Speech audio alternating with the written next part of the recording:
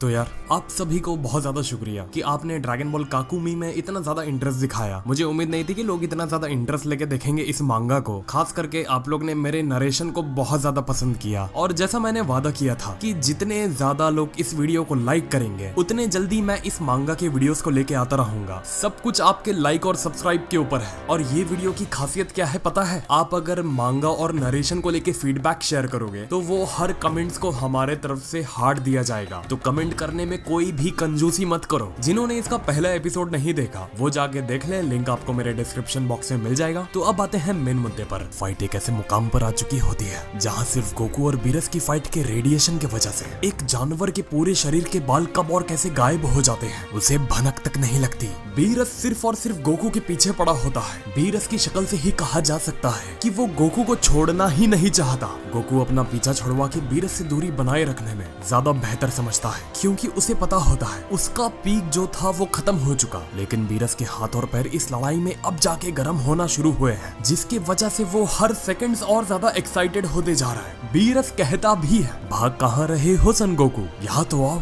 तुझे बहुत शौक था ना अपनी लिमिट्स के आगे जाने का। अब बीरस के हाथ में गलती से गोकू का पैर लग जाता है और वो पूरा गॉड ऑफ डिस्ट्रक्शन का जोर लगाकर और गॉड ऑफ डिस्ट्रक्शन की हैसियत से पूरा अपना दम और खम निकाल के उस पैर को पकड़ के गोकू को इतना दूर फेंकता है। बीरस वो जोन में जा चुका होता है जहाँ उसका काफी अबनॉर्मल बिहेवियर हो जाता है। हम बीरस की शक्ल से ही ये अंदाजा लगा सकते हैं कि वो इस फाइट को लेके और गोकू को लेके कितना ज्यादा सीरियस है। वो अपने पोजीशन और अपने गॉड ऑफ डिस्ट्रक्शन होने का मर्तबा दिखा रहा है कि आखिर ये पोजीशन पर आज वो है तो क्यों है और कैसे और किस वजह से है। ऐसा उसने क्या हासिल कर लिया और ऐसा उसके अंदर क्या है जो वो यूनिवर्स 7 का गॉड ऑफ डिस्ट्रक्शन है। और हर किसी की बस की बात क्यों नहीं है गॉड ऑफ डिस्ट्रक्शन की बराबरी करना। यहाँ उसने ये भी साबित कर दिया। गोकू को बीरस इतने स्पीड से फेंकता है कि लाइट के स्पीड से भी ज्यादा तेज रफ्तार में गोकू के यहाँ वहाँ उस स्पीड की फ्रिक्शन और प्रेशर की वजह से उसकी बॉडी खुद पे पूरा कंट्रोल खो देती है। करोड़ों किलोमीटर बीरस के फेंकने से 1 किलोमीटर के बराबर हो जाते हैं। पलक झपकते गोकू यूनिवर्स के एक कोने से दूसरे कोने में कब और कैसे पहुंच जाता है उसे इसका भी अंदाजा नहीं होता।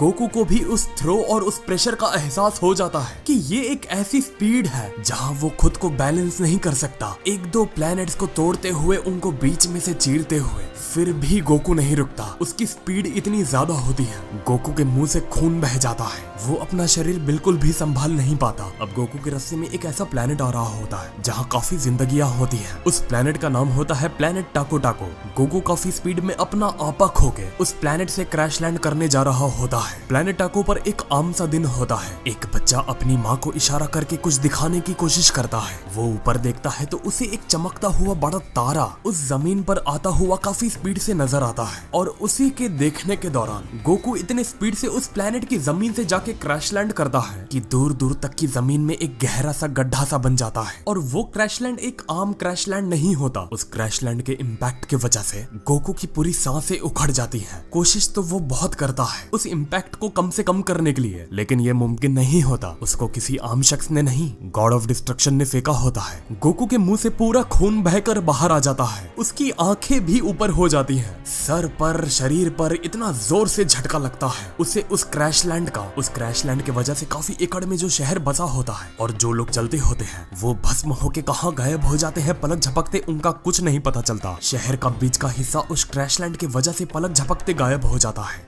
जैसे कि उस जगह पर कभी शहर बसा ही ना हो। वो प्लेनेट के निवासी पर भी पूरा प्रेशर जाता है उस क्रैश लैंड का। अब जब वो देखता है धूल मिट्टी हटने के बाद उसकी आंखें जब सारा मंजर देखती है वो एक पल के लिए यकीन नहीं कर पाता कि वो देख क्या रहा है। एक आदमी जमीन के अंदर पूरा धंस चुका है और प्लेनेट के साथ प्लेनेट में ही मिल चुका है, जैसे कि ये आसमान से नहीं गिरा। प्लेनेट इसको उगलने की कोशिश कर रहा है, वो ऐसा मंजर होता है। गोकू की बॉडी उस स्पीड से, उस प्रेशर और फ्रिक्शन की वजह से इतनी हीट हो जाती है कि क्रैश लैंड करने के बाद उसके सारे शरीर से धुआं निकलना चालू हो जाता है। कैसे तुम एक पेड़ को जमीन से उखाड़ देते हो, पेड़ तो उखड़ जाता है लेकिन उसकी जड़ जमीन में ही रह जाती है, वैसा कुछ हाल गोकू का भी होता है। जैसे कि गोकू भी जमीन का एक हिस्सा ही हो। अब तुमको भी फर्क समझ आ गया होगा एक नॉर्मल मॉर्टल और गॉड ऑफ डिस्ट्रक्शन की फाइट का, कि गॉड ऑफ डिस्ट्रक्शन क्यों होता है, आखिर उसमें ऐसा होता क्या है जो उसको उस तख्ते की और उस यूनिवर्स की जिम्मेदारी दी जाती है। तो हाँ यार, आज के लिए बस इतना ही। मैं नहीं चाहता मैं इस मांगा को जल्दी से जल्दी खत्म करूं। अब इसके अगले चैप्टर में तुमको और ज्यादा मजा आने वाला है, इसलिए मैं कोशिश कर रहा हूँ मांगा को ज्यादा से ज्यादा डिटेल वर्ड्स में एक्सप्लेन करने का। वरना मेरा क्या, 2 वीडियो बना के पूरी मांगा को भी पढ़ के खत्म कर सकता हूँ, लेकिन फिर उसमें आपको भी मजा नहीं आएगा और मेरे को भी मजा नहीं आएगा। तो ज्यादा से ज्यादा इस वीडियो को लाइक करो और हमारे चैनल को सब्सक्राइब करो अगर आपको इसका पार्ट जल्दी से जल्दी चाहिए। तो मिलते हैं फिर अगले वीडियो में एक और नए टॉपिक के साथ। तो नमस्ते, खुदा हाफिज, सत श्री अकाल एंड गुड बाय।